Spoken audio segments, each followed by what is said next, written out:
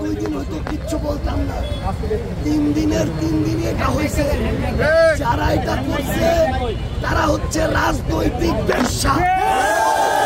এই রাজনৈতিক দেউলিয়াদেরকে আমরা দেখে নিব তাদের কলিজা কত বড়, কলিজা ছিঁড়ে রাস্তায় ফেলে রাখবো।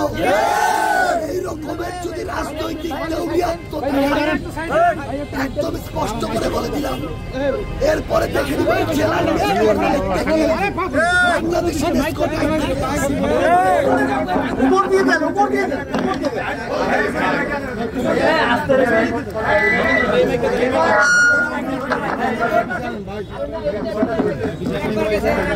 এটা তো আছে না।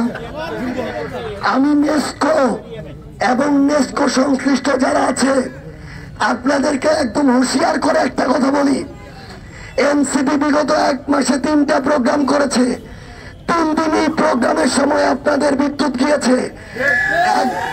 একদিন হয়তো 2 দিন হয়তো কিচ্ছু বলতাম না, যখন প্রত্যেকবার হয় আমরা মনে করি আপনারা এক একজন রাজনৈতিক পেশা। বসুন্ধরা টিস্যু অশুদ্ধতার বিরুদ্ধে 1 বিন্দুও ছাড় নয়।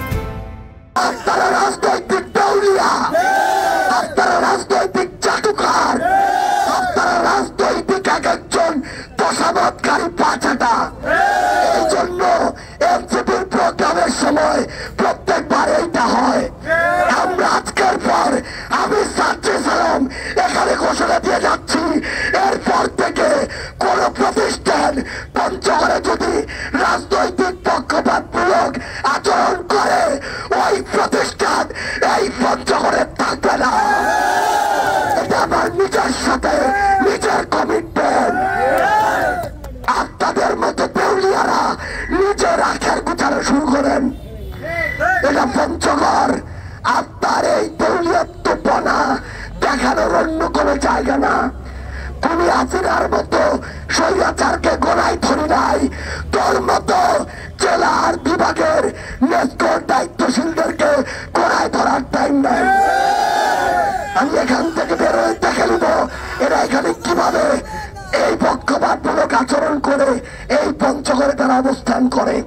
এই জায়গা থেকে সরে আসি।